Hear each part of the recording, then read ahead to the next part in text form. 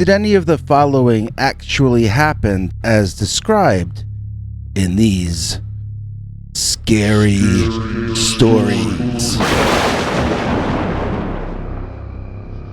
Dogman broke into my building. Dear Scary Stories NYC, I went down to the basement in my building the other day, and I got chased out by a dogman so large that it had to bend down not to get tangled in the electrical wiring and lights hanging from the ceiling. I don't live in the country either. I live in an apartment building on the edge of town in a mid-sized New Jersey city. That's New Jersey, not Pennsylvania or Michigan or Wisconsin or any place that Dogman is supposed to be living. We are near a fairly large natural area, but we're not that close to the woods.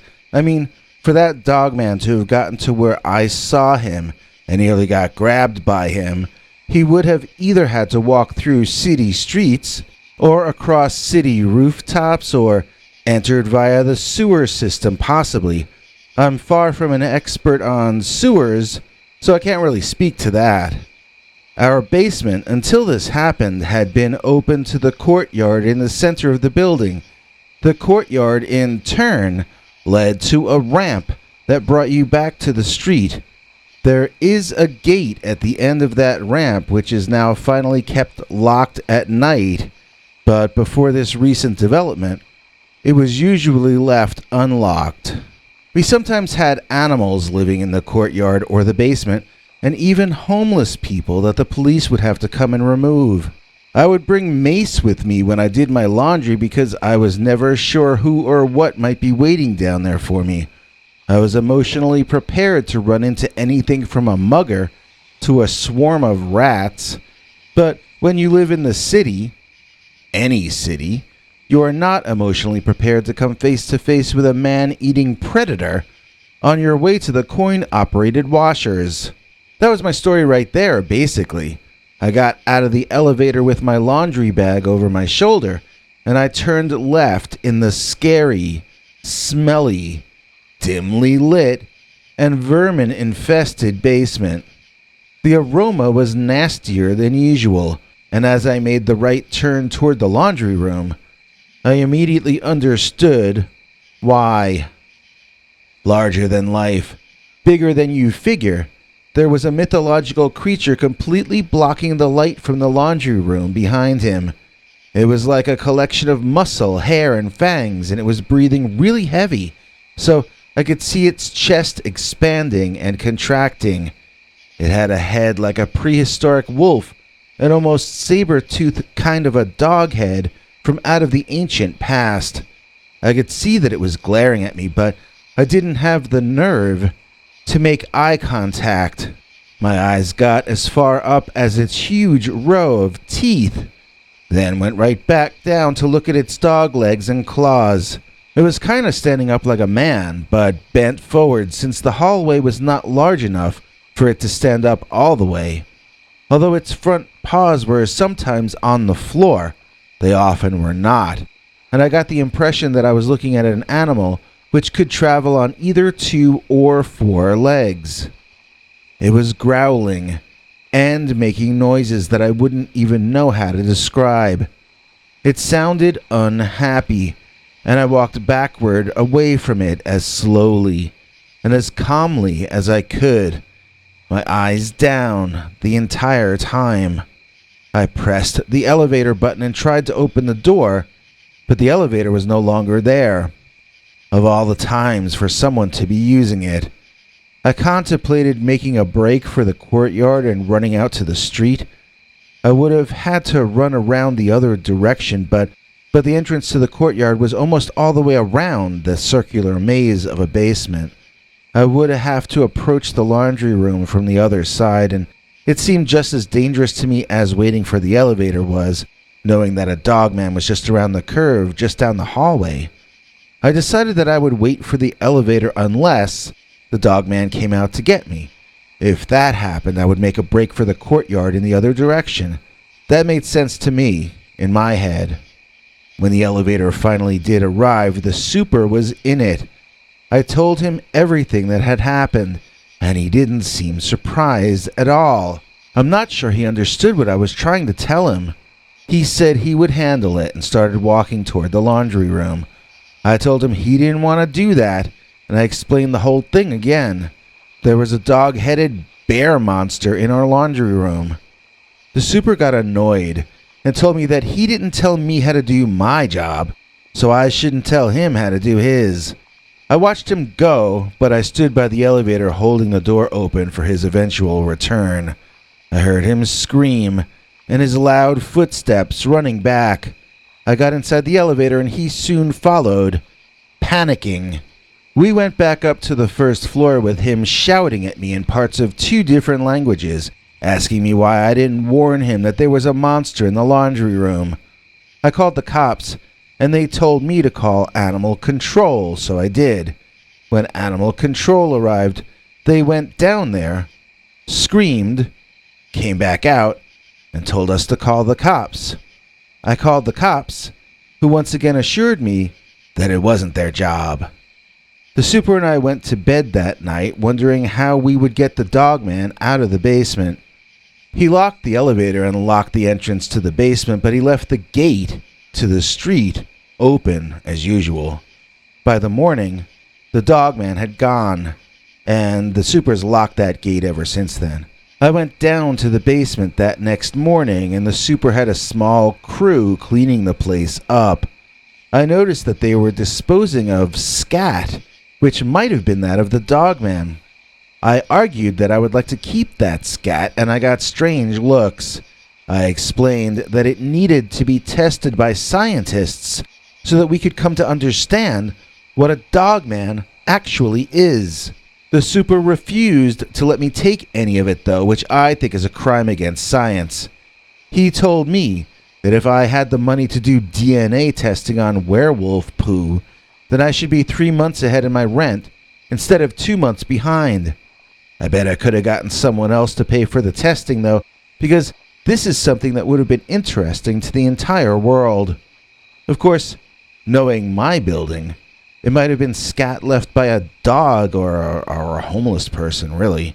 I suppose we have the dogman to thank for our newly improved building security.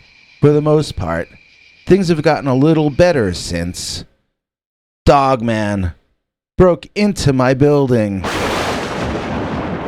Cheryl from Boston knows what life's costin'. Disrespect Cheryl at your own peril.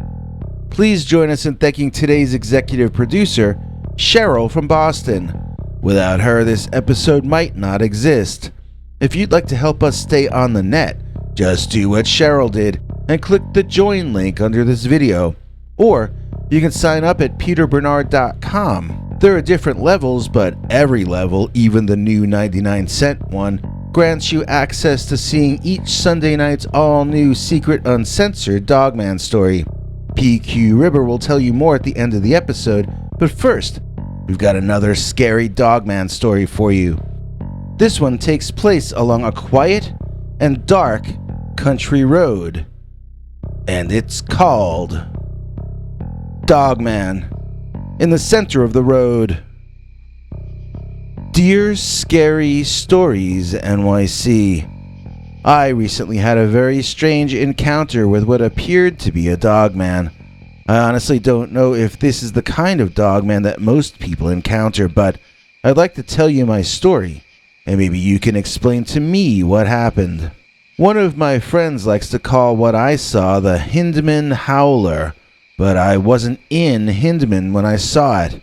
I was driving just north of there on Gooseberry Road, heading up toward Gooseberry Run. It was dark, and there are no lights on that road. It's one of those 2-lane blacktop kind of roads, just a strip of tar and asphalt laid down over dirt with 2 yellow lines painted down the center of it.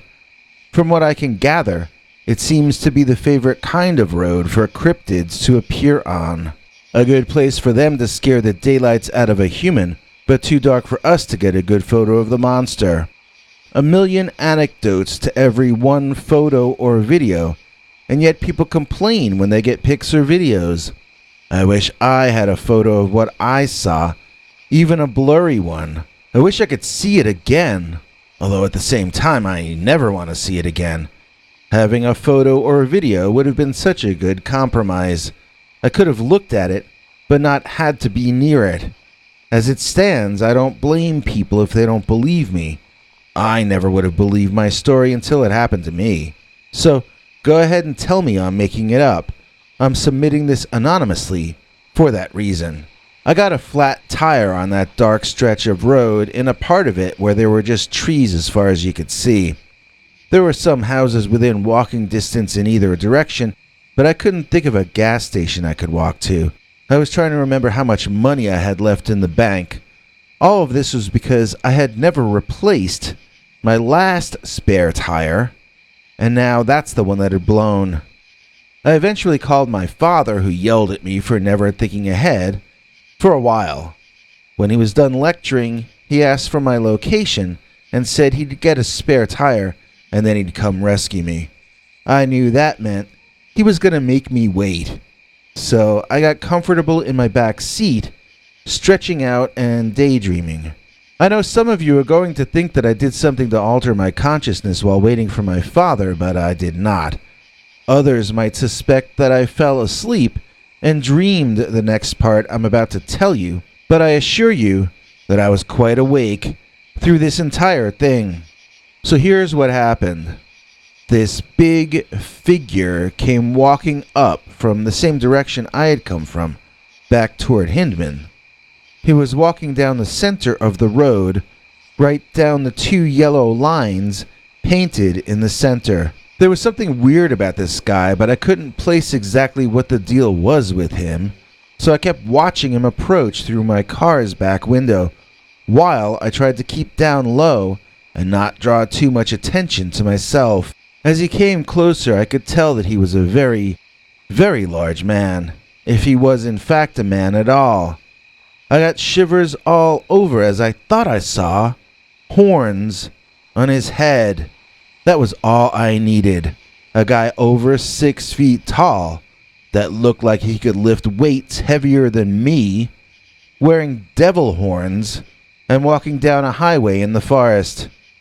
I have a policy. When someone tells me they're the devil, I believe them, and then I avoid them.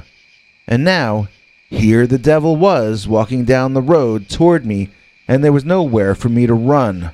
I prayed my father wouldn't be as long as I knew he was gonna be. When El Diablo came a little closer, I could see that he was not, in fact, horned. He had something that looked like dog ears up on top of his head. By this point, I could see him well enough to see that he had a severe hunch in his back. It was so pronounced that it almost looked as though his shoulders were being held up by invisible string, and his neck, arms, and head hung forward as a result. His legs appeared to have no limp, and his walk was steady, if somewhat zombified. I got down as low as I could go in that car down in front of the back seat. I didn't know who that guy was with the dog costume, but he was obviously insane, and therefore probably dangerous. I imagined my father finding me there after the nut job in the dog suit was finished with me. He might shed a tear, but more likely he'd be cursing me out and telling everyone that it was my own fault that this had happened to me. He would feel no guilt about showing up late, since I should have had a spare tire with me and therefore I deserved what I got. He's one of those kinds of dads, but still, I missed him and I began to accept that I might very well never see him again. Rather than panicking and hoping I would be rescued, I settled into the fact that my father would be right if he blamed me for this. I brought it on myself, and it was what it was. Suddenly, there was a dog's face smashed into the car window, its eyes flitting around studying the interior of my car, and then, noticing me there, cowering behind the seats on the floor. I was confused as to where this dog had come from, when I saw its hand-like front paws and comprehended, for the first time, that it wasn't a guy in a dog suit walking down Gooseberry Road. It was some kind of an upright walking dog thing. When it couldn't push its hideous, snotty nose through the glass, the dogman began pounding his open palms on the roof of the car and then all around the exterior. He must have been 7 feet tall, and he seemed stronger than the strongest man alive. He wasn't quite on the level of the Hulk, but this hair-covered man-like dog thing seemed to be as strong as Captain America. In other words, sooner or later, he was going to succeed in his attempt to break into my car, and he was going to crush me like a bug once he broke in. It was only a matter of time. I understood my story might be coming to an end, but now I no longer felt that composure, that sense of accepting the inevitable. I looked around for something I could use to defend myself, and I found nothing. I contemplated different possible escape plans, but there was no way I could outrun that creature. I decided that I should climb back in the front seat and start the engine. Maybe I could drive away on the flat tire. Hey, at least it was a plan. Just then, a car sped closer, its headlights blinding me. It beeped, and the dogman literally leaped over my car to run off back into the woods. I nearly opened the door to run outside and thank the driver. After all, he had scared off the dogman. He had saved my life. Before I could open the door, though, I saw that driver speed by, never slowing down the slightest bit. I withdrew my hand from the door and looked over to the woods. I could swear I saw eye shine in there, but I wasn't sure. I would only notice it out of my side vision, and when I would look directly at it, then I wasn't noticing it anymore. I couldn't be sure if it was real or if it was an optical illusion. I started rooting and praying for more traffic to come by. I mean that literally. I was openly begging for anyone to drive by in between sneaking glances towards the woods, hoping that I wouldn't see those eyes again. I was never positive that I had seen them, but I was never positive that I hadn't, so I found myself getting fidgety and the palms of my hands were sweating. I tried to think positive thoughts, but the night grew quieter and darker, and I felt colder. Soon, I wasn't watching the road at all anymore. I was only scanning the dark woods. Left, right, left, right. I kept thinking I was seeing them directly in front of me, 2 glowing white orbs. It was the dogman, I thought. He was staring at me. There was a hard slamming sound behind me, and I turned around, screaming like an infant. The dogman had come up from behind, and now he was once again trying to push himself through glass and becoming enraged when he couldn't. I swear to you that this had to be the same creature, and yet it had somehow gone into the woods on my left and come out of the woods on my right. How did that happen anyway? I studied the dogman flipping out in the darkness on the road. He wasn't just banging on the car frame this time, though. He was also biting at the edges of the windows and doors, trying to tear away weaker materials and get around the glass. And then I saw it literally begin pulling the top edges of my car door out of place with its teeth. It wasn't enough to get into the car, but he was beginning to bend the metal. He was going to figure out a way into the car by trying everything he could think of. Whatever the dogman is, it must have evolved by being able to get at prey that was good at hiding itself.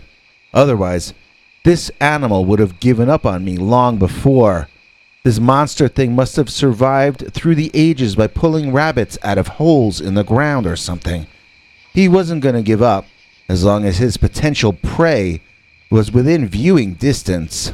Thanks to being surrounded by windows, I was going to continue being the most attractive item on the menu for him, until someone else came along and maybe helped me outnumber him. The creature's eyes had seemed sort of white or yellowish white, but the longer this went on, the redder his eyes became. And the redder his eyes became, the quicker and more savage his movements became. It felt like the end. I remember thinking my father had won. He'd finally proven once and for all that I could not survive without him. Now he could die happy, as long as I went first. I heard a car beeping, and the Dogman briefly became illuminated by approaching headlights. I looked to see if it was my father's car, and when I looked back, the Dogman was nowhere to be seen. It was my dad. I jumped out of my car, locked it, and jumped in my father's car, telling him to go. He laughed and called me names that you can't say on YouTube, but I told him there was a dangerous guy lurking in the woods, and fortunately, he took me seriously. He still didn't drive me home. He drove me to the police station, and 2 cops drove back with us. Then my father made me change the tire, while he and the cops laughed at me and called me names. They discussed different rude ideas about how I could earn the money to repay my father for the tire, and so forth like that. I didn't enjoy it, but it still beats sitting in a car when the Dogman is trying to get in at you. I just kept my mouth shut, and I let them take whatever shots they wanted to at me. They would have laughed even harder if I had told them about the Dogman in the center of the road. Thanks for watching till the end. If you liked what you saw, please consider clicking like on the video or sharing it. You can become a channel member by clicking the join link below. Then you can check our community page to find the links to 10 hours or more of secret, uncensored Dogman stories too wild to be told on this channel. Your other option is to join our paid subscribers club at peterbernard.com. That's Peter's homemade club, where he will personally email you the links as well as occasional secret club messages. You may also be included as an executive producer in a future episode. You have a scary experience you want to tell us about? You can email us at scarystoriesnyc@gmail.com, or else call our Scary Stories voicemail hotline at 804-LESS-SCARY. The machine cuts off every few minutes, so if you have a long story, please keep calling back and we'll piece it together later on. Good night, and have a scary tomorrow.